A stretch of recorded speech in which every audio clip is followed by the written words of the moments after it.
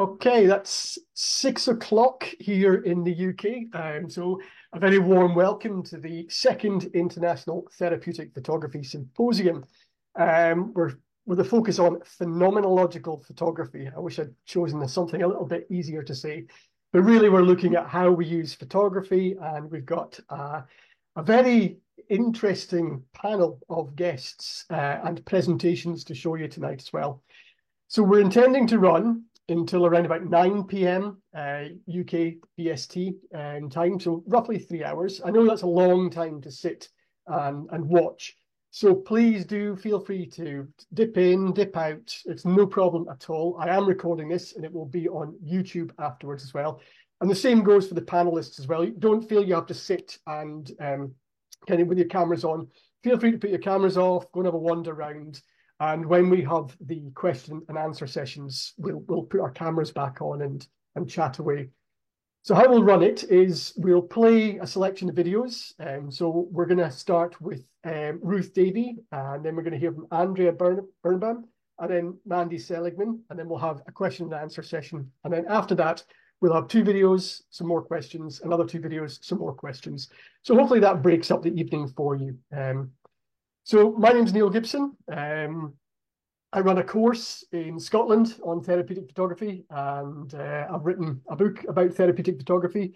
I love therapeutic photography, so it's a real pleasure to be hosting an event like this. And I want to introduce you to my co-presenter, Ruth. Hello, hello everybody. Lovely to be here, and wow, I can't believe that this is happening. It felt like so many months ago, and now we're here, and so wonderful to have so many familiar faces presenting, but also in the audience. It's very, very exciting. Thank you all for being here. Excellent stuff. And you'll get to meet the panelists as we go through the evening tonight as well. So again, we've got a really good spread from across the planet tonight, and some very interesting presentations to show you as well. So I guess without further ado, just a little bit of housekeeping. We have the webinar chat open, so please feel free to use it to add comments, to say hi to one another, to chat with one another.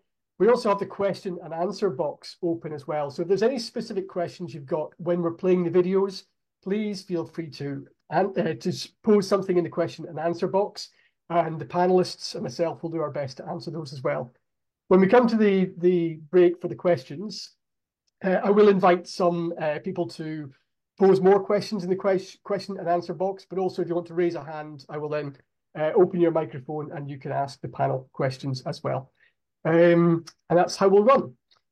So I think we move on to our first presentation.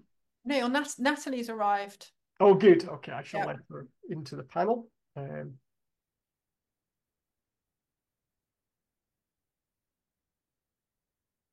Excellent. So yeah, I'm going to start with Ruth's video. So Ruth's the founder, director of Look Again, and creator of evidence-based Look Again methodology that weaves together mindful photography and nature connection to support people to improve their mental health and well-being for inner and outer regenerative change. So, and I believe we've got a little mindfulness moment in the opening video. So I shall start with that, and yeah, sit back and enjoy.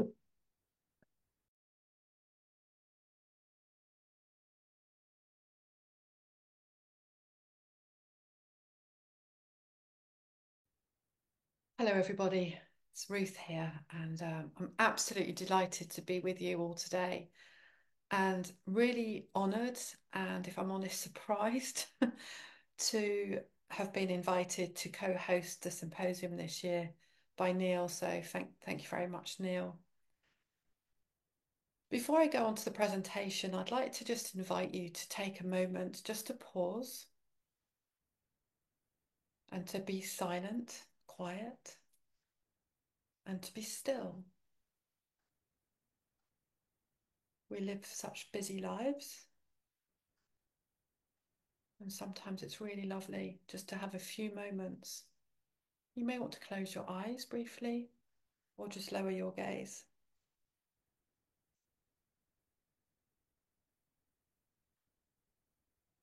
And just notice any noises.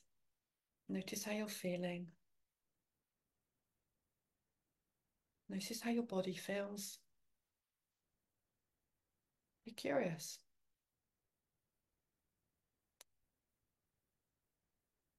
And you may want to now slowly open your eyes again or just raise your gaze and slowly look around the room that you're in as if you've never been in this room before. So be really curious. Imagine that you're a really young child and it's the first time that you've been in this room. And you might notice something that maybe you hadn't noticed before. Maybe something draws you in a bit more, or something, it's almost like something else is finding you for the first time. And yeah, just be open-minded and curious about what you might see.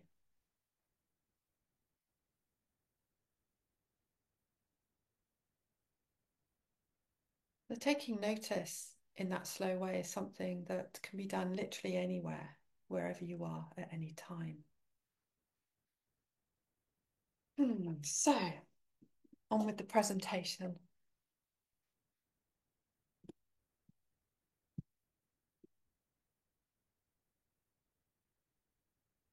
So, my presentation is around seeing for inner and also for outer change.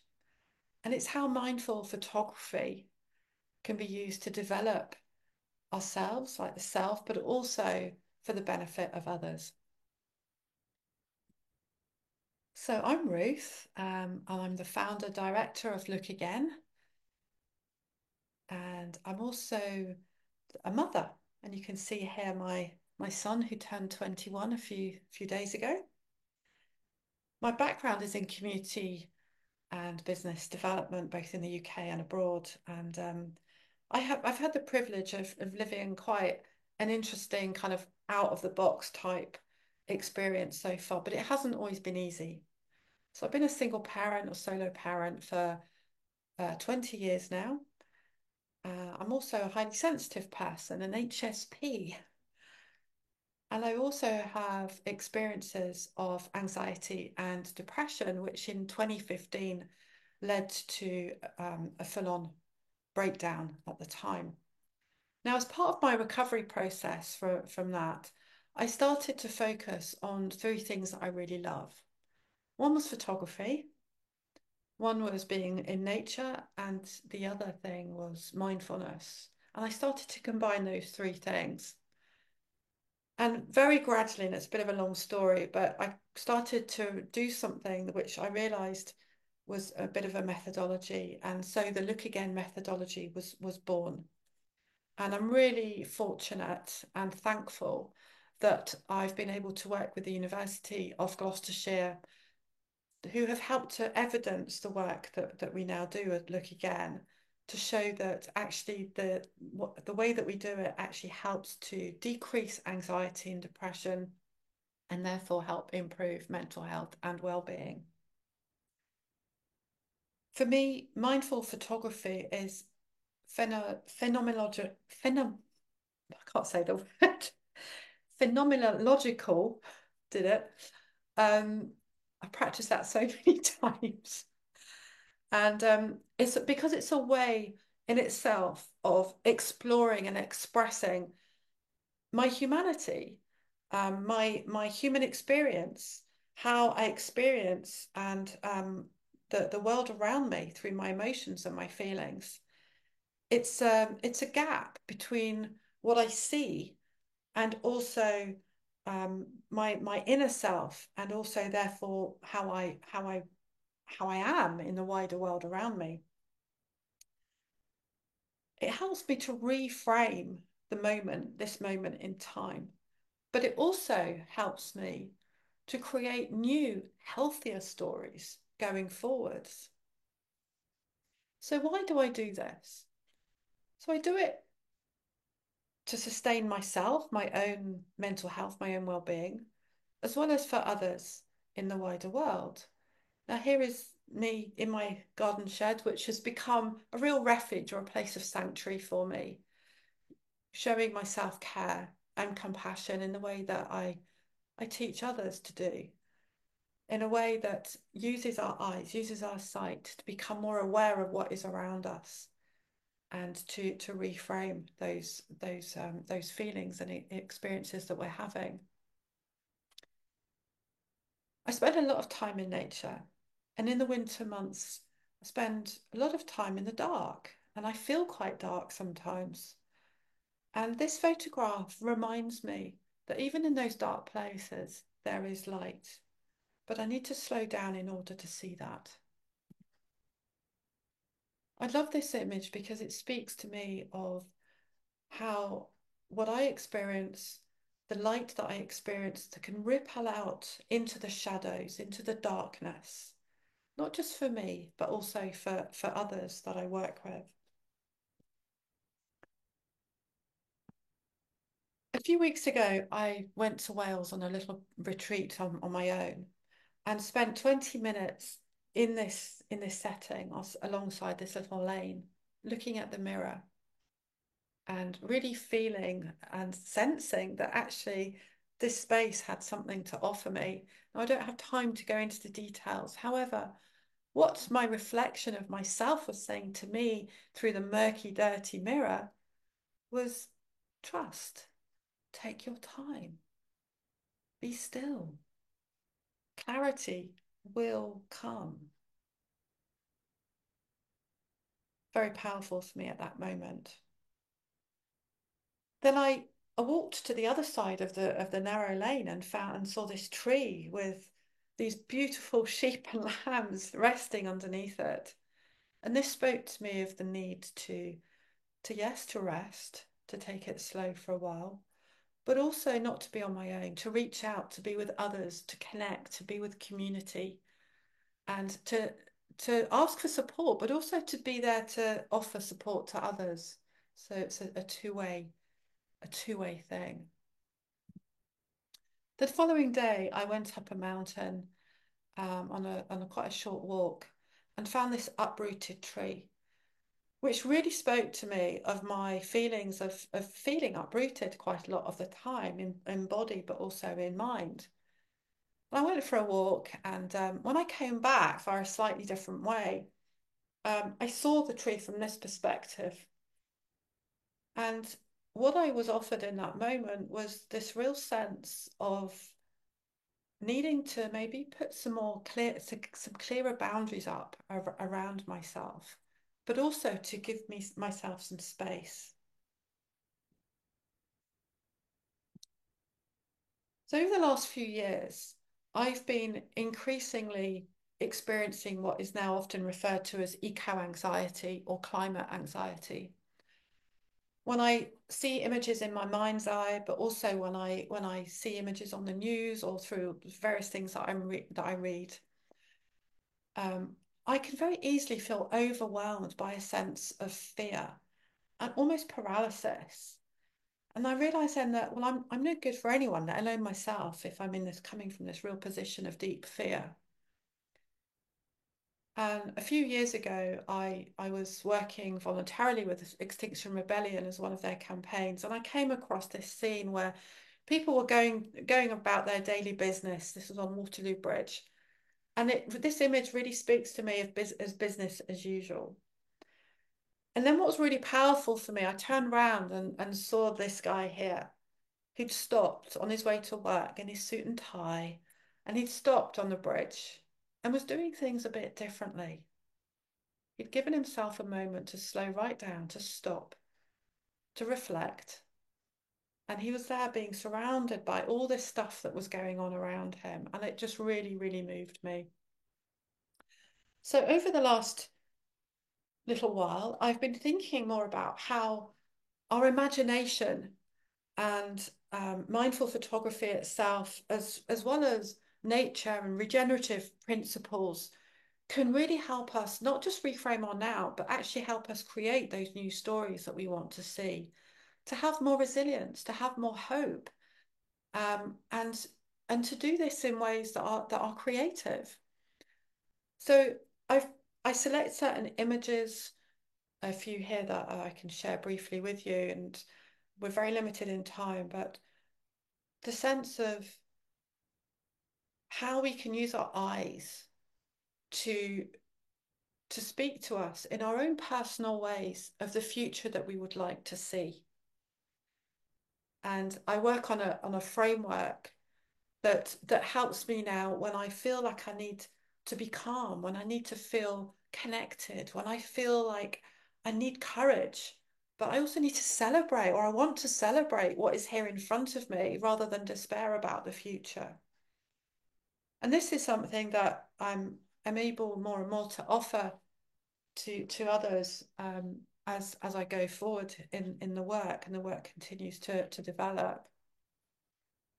So I'd like to invite you to maybe think of times of rest that you can just bring into your day, little pauses in your day.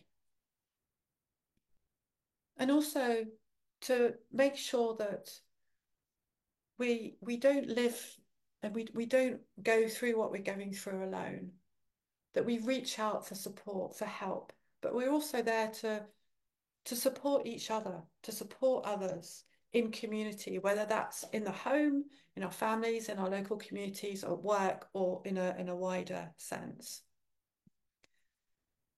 This image speaks to me of having or seeing through a portal into the future, and the need to, or sorry, by seeing differently in this moment, by seeing what is here differently in this moment, I can then therefore be different.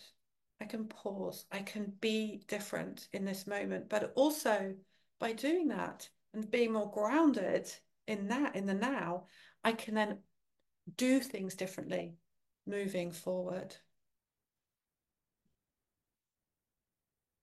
Just a few images here of little examples of how this work can be done in loads and loads of different settings, either online or actually in person, like you can see here, both in community and in the workplace. And really, it's really about how we can use our eyes, photography, and learning from nature, learning from nature's wisdom to reframe our experiences and to create new future stories of hope and action. And I just really want to acknowledge the fact that lots of people who've done our training program are actually here today, and some are presenting, and I know that there's a lot of you who are in the audiences. And what really excites me is the ripple effect that the work is actually having now around the world. So I just really want to thank you guys here in these images, for some of you at least, for being here today, and look forward to our continuing journey.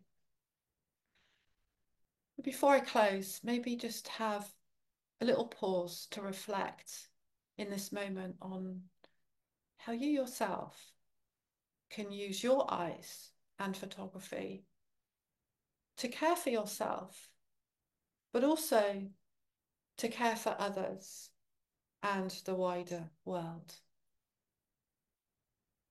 Thank you very much. Thank you.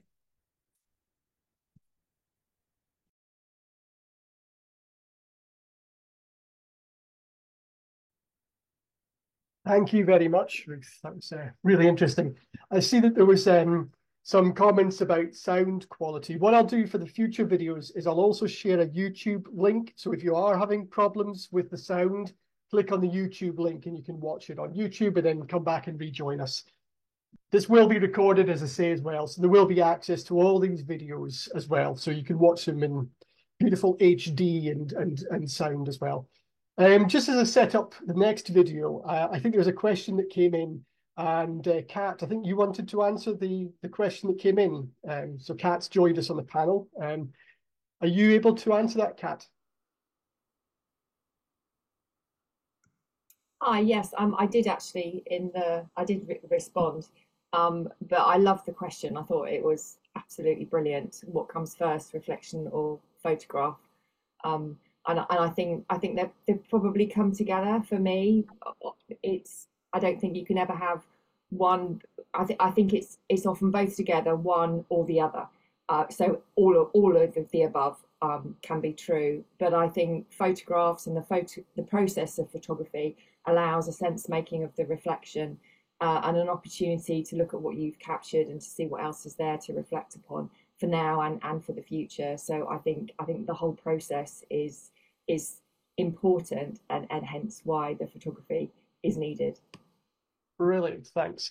And Ruth, do you want to take this one again while I just get everything set up for the next video? So how long do you usually spend in nature, and how long is a session in nature? Oh, wow. Well, I'll give you one example from today. I literally this afternoon, I went for a little walk in nature in my local woods. I lay down in the bluebells and I fell asleep for an hour and a half. That was not my intention, but I obviously needed a bit of rest, so I let myself do that. Sometimes I just go for a quick walk down. I mean, I'm very lucky. I live somewhere that's, I have woods, I have a canal, I have a river, and I have a hill. So I have a lot of choice, but sometimes it's 5 minutes, sometimes it's, a whole day or a weekend. It really varies a lot. Superb. Thank you. Okay, we're going to go into Andrea's video now. Andrea, I didn't get anything in terms of introducing you. Do you want to just say a quick introduction for yourself before I play your video? Sure. My name, I think I say it in the video, but my name is Andrea Birnbaum, and I am been a professional photographer and educator for a long time. And the video will explain how I came to do the type of therapeutic photography that I'm doing. I'm based in the United States, in the New York area, New Jersey, and just love the therapeutic community, and hope you enjoy my video. Thank you. Okay, like I said, I'll share the link in the chat as well. If you're having sound problems, feel free to use that. And we're going to go into Andrea's video now. Enjoy.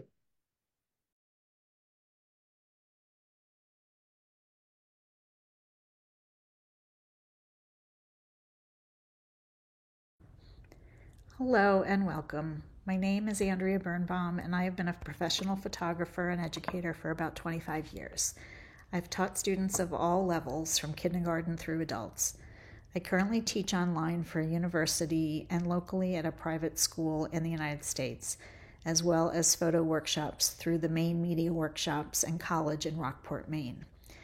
I'm going to show you some examples of therapeutic photography projects I have done with youth, primarily young women, around the country. I first learned about Wendy Ewald's work many years ago and started using her book, The Best Part of Me, as a guide while teaching children in inner city Detroit, Michigan, in an after-school program. In this project, we asked the students to think about their favorite part of themselves, and most importantly, why, and then combine their photograph that is taken with their direction with their words. The project helps kids feel a sense of pride in themselves and gives them a voice they may not have had before. And they have a lot of fun doing it. I also used this project in Selma, Alabama at a high school. Obviously, this is an exercise that works equally well with younger and older youth. The results are more complex with the older youth and thoughtful and can be quite touching.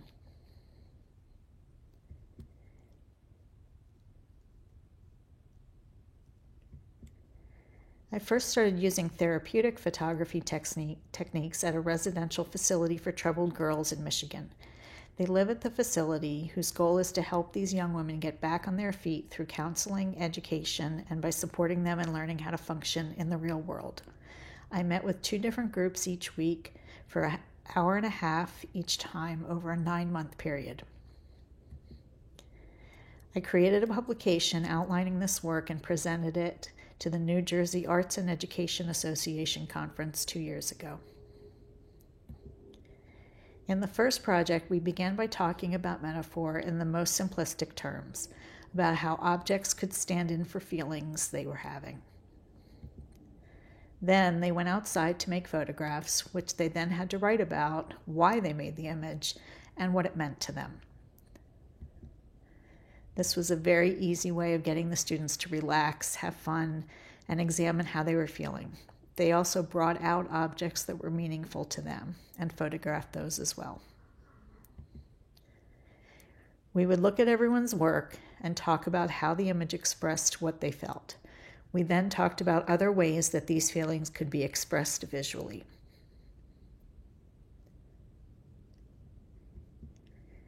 I'm pretty sure it was because all of these young women were all in counseling at the same time, but many of their insights were pretty remarkable to me.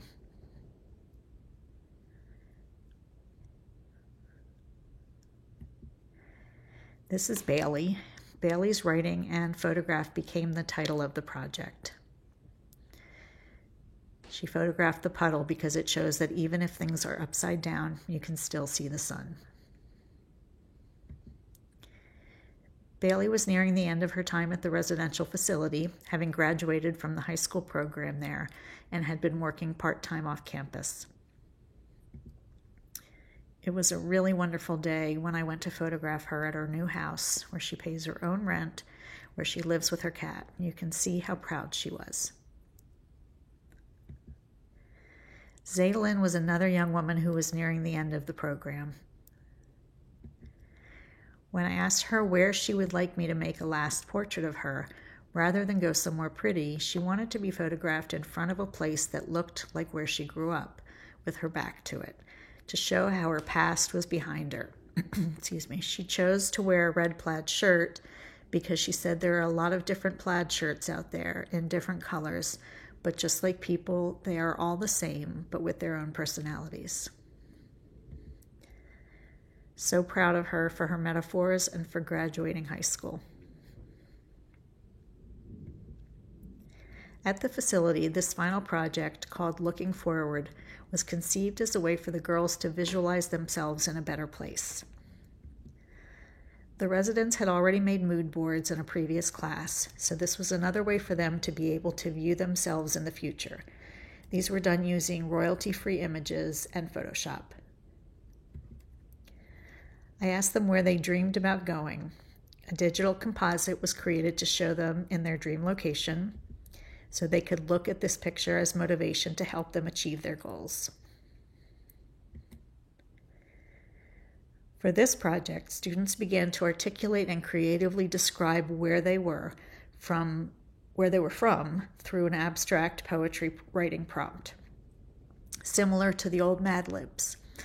I then worked collaboratively with the students to create a self-portrait they feel accurately represented them, and we merged the two images.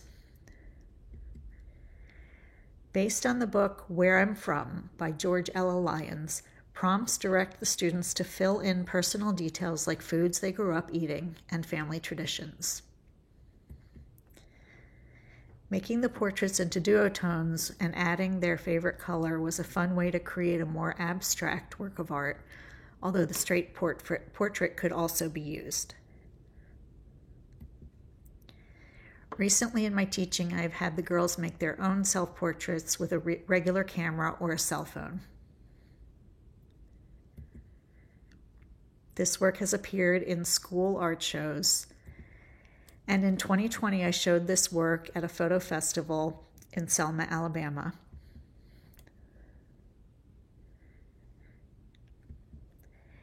And each year since then, I have spent 2 days with high school students in Selma to create poetic portraits with them and exhibiting their work at the festival as well. If you have any questions, please feel free to give me a call or send me an email. I love exchanging ideas with other practitioners. I'd like to thank Neil Gibson for this opportunity. Thank you very much for watching my presentation.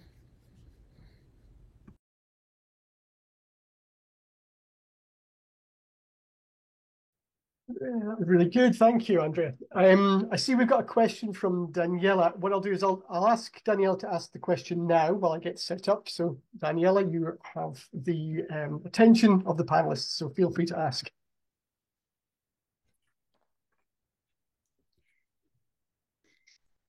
I see it, so should I can read it unless, Daniela, are you there?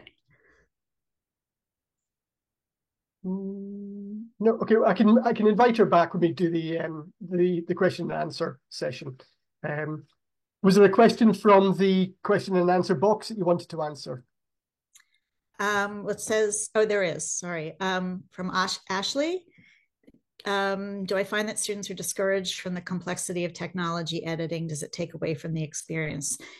We have not had the opportunity or the finances to allow them to do any of that technological stuff. That's why I do it all. I wish I had the facilities where they could learn Photoshop and do it themselves, but it's simply impossible in these situations. Excellent. Well, thank you very much. And yeah, we'll invite more questions at the Q&A session. I'm going to play Mandy's video next, and then we'll pause for any sort of questions and answers from the people who are attending. So Mandy Seligman is a positive psychologist and a fine art photographer based in Philadelphia. Her nonprofit, Seeing Happy, promotes photography as a tool to nurture individual well-being.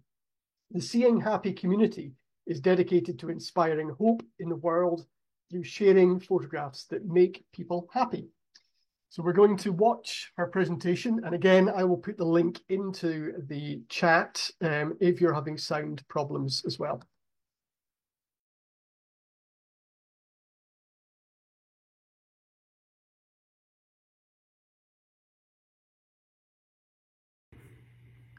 Good afternoon, evening.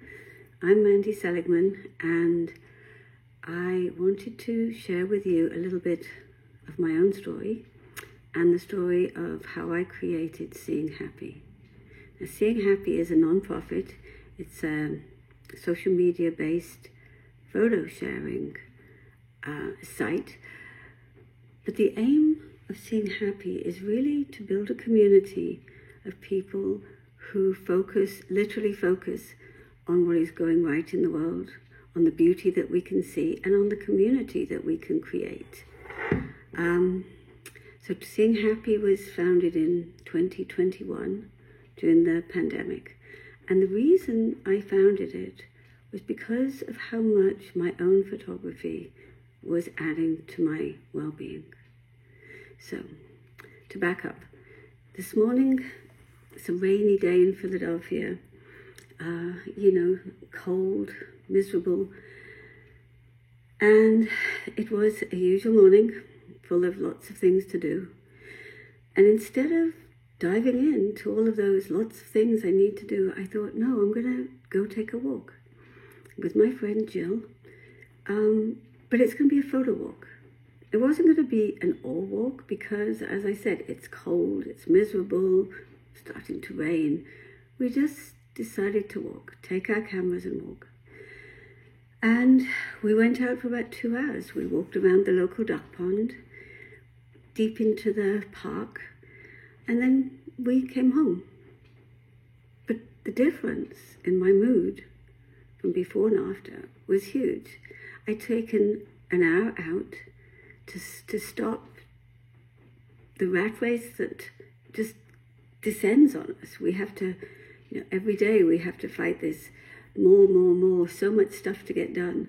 In a social media world where everybody can reach us at any moment, the idea of taking out a few minutes, or in my case, an hour and a half, to go take a walk with a friend is wonderful.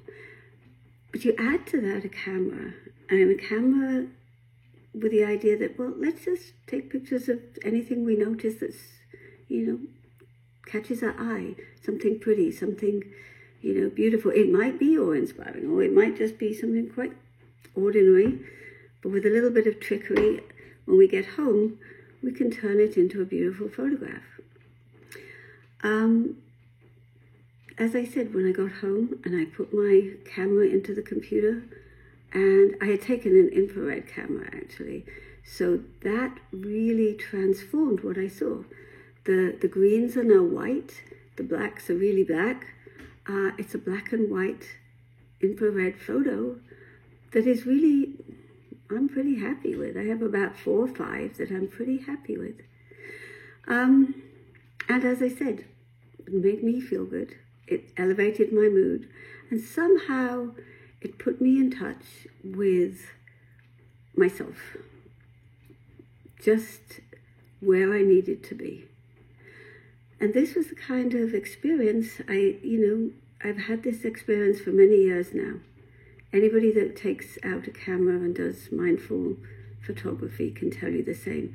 It is worth taking that time to yourself, putting away your cell phone and just feeling grounded, creating something pretty.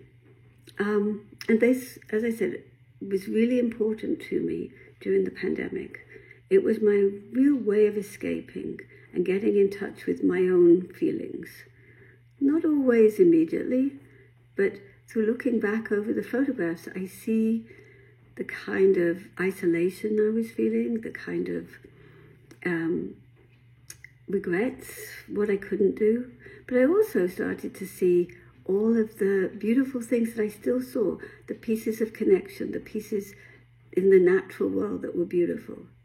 So that's how I started seeing happy. I thought, can we share this? There's so many people going on walks with their cameras. Can we share what we see, the good pieces? Can we share the pieces of connection, the pieces of kindness? Not the negative stuff, that's everywhere. But how about we share what we see that's positive, that lifts us up? What are the human universals of joy and appreciation and gratitude? You know, we often talk about human universals as sorrow, sadness, tragedy. What about the opposite? What about joy, happiness, gratitude, beauty? We know from a lot of research that seeing the world as a beautiful, trustworthy place increases our well-being. Seeing what we're grateful for increases our well-being. Can we put that into our photography and back into our lives? Can we increase our well-being as a community? Can we inspire each other? So that was the original start to Seeing Happy, and it took off very nicely. We have now maybe 10,000 photographs from people all over the world sharing what makes them happy, what they're grateful for, why the world is a beautiful place, pieces of connection, love, hope. It's a very humbling experience to look every morning and see what people share. And we're building this community that I think just elevates all of us, inspires all of us. So that was the beginning. And after a little while, I started to wonder, can we actually do more? You know, as I was talking about my infrared photographs, you know, the world is out there, but the way we photograph, what we choose to put in the frame, whether it's black and white or color, how we filter it, what lens we use, all of these are different ways of seeing the world. And we know that we can also change the way we think about the world. We can, and that has an effect on how we behave in the world and how we, the kind of reactions that we have. So if you think about a person walking into a room who thinks, oh my goodness, you know, the world hates me, no, I'm not going to know anybody, I'm going to feel so awkward. They're going to behave in a certain way versus somebody that goes into the room thinking, oh, my friends are here, I'm going to have a great time.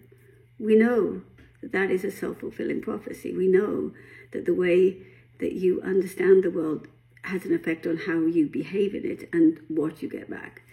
So I wondered, can we change the way that people see the world? Can we help people see differently, or at least see that there are different possibilities? I'm not prescribing one way or another.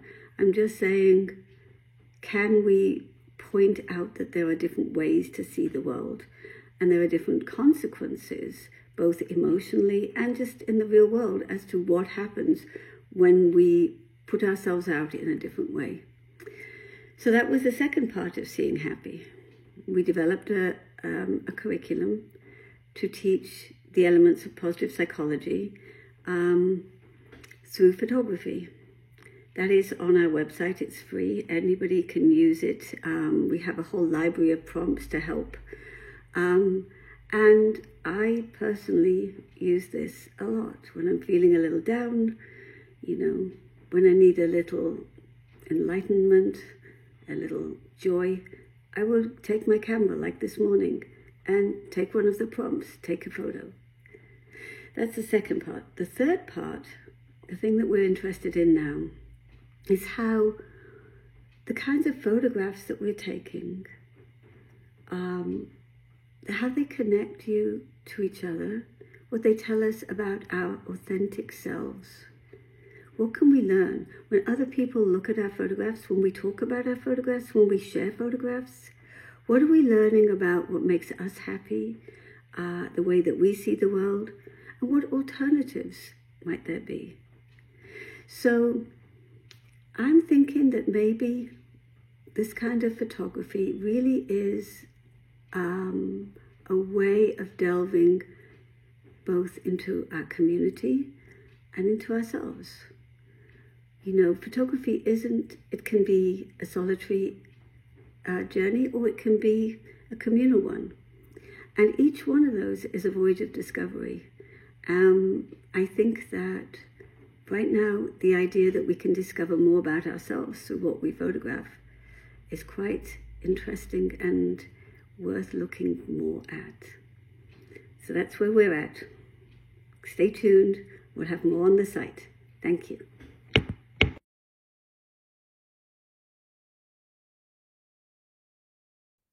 Thank you.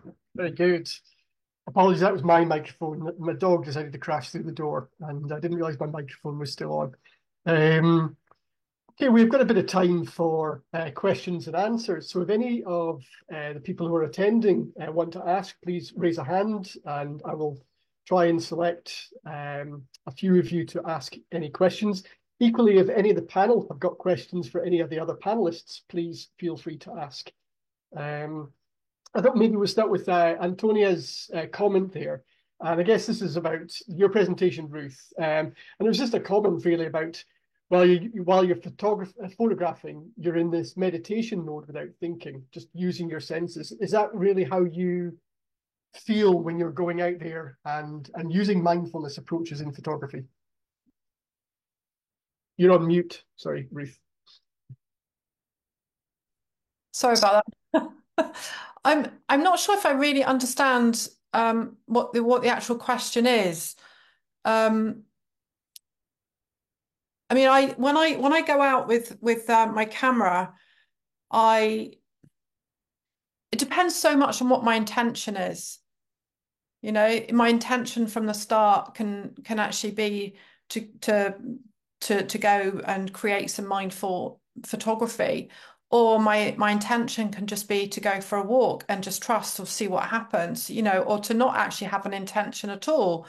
So there's no kind of straightforward answer, but I tend to try and kind of get out of my head as much as possible. So it's, yes, I see, and there's all this processing going on in my head, but it's about really feeling through all of my senses, but also seeing not just from my head, but seeing from my heart, seeing from my hands, and the idea of seeing with a sense of other, a sense of wonder, a sense of, something, there's more to this life than what I can see, and kind of being open to that. I don't know if that answers the question. Thanks.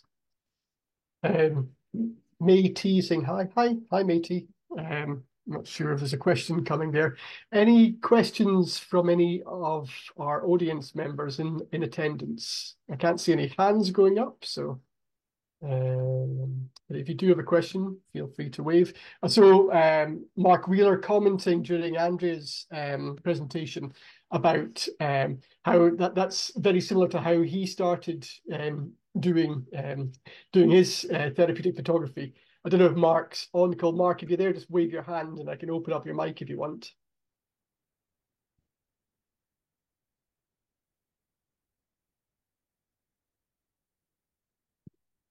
I can see a hand go up. There we go. Come in, Mark. It's just allowing me to unmute. No, it's demanding that I press the button again. I can hear you. Yeah, I was just aware that it's actually a journey quite a few of us share. That idea that we start off doing therapeutic photography because we're working in that sort of context. I was working in the therapeutic community with young people who were probably on their last stop before a secure unit, and I was just constantly amazed at their level of imagination, constantly amazed at the way that, because I had no training in this at all. You know, I was just some guy with a camera, and I was amazed at their imagination, the way that they actually were already teaching me how they were using the medium. And this is in the days when we were using an Olympus Trip, the little Olympus Trip 35 cameras, which were a reasonably sort of automatic little film camera. We were shooting black and white film.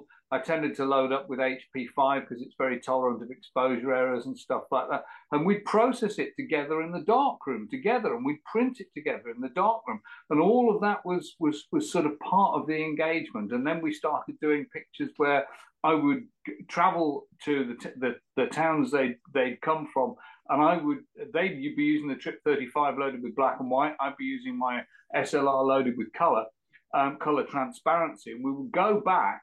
They would direct what I would do, so they were the art director, and I was just the snapper, the color slides. And when we got back and we got them back from process, we project them on this big white wall that we had in the dining room. And they'd walk about in the photograph and sort of describe what it felt like being it, and invite me into parts of the photograph, and we'd have conversations about it. And I was constantly amazed at the sort of the strength of their emotional responses, and also at some of the kind of weird reactions we got from other members of staff as well, who just thought that what we were doing was weird, whereas actually what we were doing felt quite a natural thing. And it ended up with me training as an art therapist because I wanted to understand more of what was going on. So I was looking at those images that the young people were producing in a co-production with Eurus, and thinking, yeah, I remember that, but look how a different generation has a different visual syntax, and they're working in a different way, and they're probably much more visually literate now than the generation that I was working with in the late 80s. Late 80s it would have been. So I got really excited what those images and seeing the work that you're doing, because it's really powerful, strong work, and it has. Sometimes young people have been quite diagrammatic, as Joy Chavrian would have it. That sort of sense of there's an explicit conscious story in the image, but other times you look at it and that image is so embodied, and I can't specifically remember any of the images. So yeah, I was really excited by that, really excited by that work that you're doing. Thanks, Mark. That's brilliant. Andrea, would you like to respond to that? Sure, thank you. It's great that you did that back, and I wish that I could have a dark room that that we could do that in, but we're in a digital age, and actually the cameras that they use they're just little point and shoots, and it was amazing to me what they could bring out of it. And they really did just take to the idea of the metaphor. I mean, I had one girl who photographed the the camera that was up in a corner of the school, and wrote about how she feels like she's never alone. So it was really amazing to hear what they captured and how they saw their situation. Totally. There's another question that came in for you. I'll stick with this one and then we'll go to Mandy. But were there occasions when the girls had difficult emotions that came up from doing the project? And if there were, how did you then deal with those? There were some occasions like that. Nothing that I felt like I needed to bring some. I mean, there was always, because of the place that I was teaching, it's a closed campus, so there were always other people around if anything did ever happen. But it was never anything that I couldn't handle. I think they were expressing themselves. They didn't. It didn't get too emotional or anything like that. Great, thank you. And Mandy, I think there's a couple of points there. There was a comment from May T about how how they got into photography, started 4 years ago, and taking photographs for reducing anxiety. Is that something that resonates with you through seeing Happy? Yeah, I mean, I think that's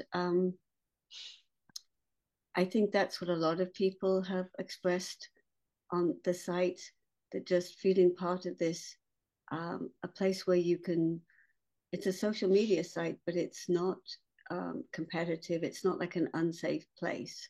And it's a place that we're trying to present it as a place where people have like a safety net. It's like a safe space, and people can explore different pieces of well-being in a safe place. So there's nothing that's going to come back to haunt you later. Yeah. I actually think that that's really important, especially for young people now, that they are able to explore in a way that is safe, but allows for exploration. So yeah, definitely reducing anxiety. And hopefully, like, inspiring some kind of positivity, as I said. Yeah. And Natalie, who's joined us in the panel, who's also presenting tonight, just asking for a little bit more information about how the online community runs. Are there prompts that are posted regularly, or is it quite a structured program that you run? Sorry, I'm a little distracted because apparently the website was attacked. Oh, that looks really not great. No. Yeah, but no, yeah, we give out prompts constantly. We also have a prompt library, which I have to admit we developed this program with the University of Pennsylvania, but when it came to the prompts, we actually went to ChatGPT and we asked it for prompts. What are prompts that promote X, Y, or Z? And it was amazing. We have about 30 prompts for every piece. And they're really interesting prompts that we got. Some of and we added it to our list of prompts. So there's a prompt library, but every week we also give out a blog, and we give prompts at that time too.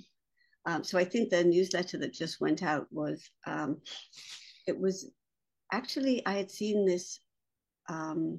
It was a quote from Helena Bonham Carter about life as art, and so this was a blog about how we can make our life more like a piece of art. And so we asked to take photographs of any of the things that we had consciously, mindfully put into our lives to create something more beautiful. And we got some pretty nice photographs from that, actually. We also did we had a competition where we talked about taking photographs of why you matter in the world. Now, psychologically, of course, like to sit and think about why we matter is pretty important. We got some amazing photographs from that. Yeah, so we give prompts probably every week. Good. Okay, thank you very much.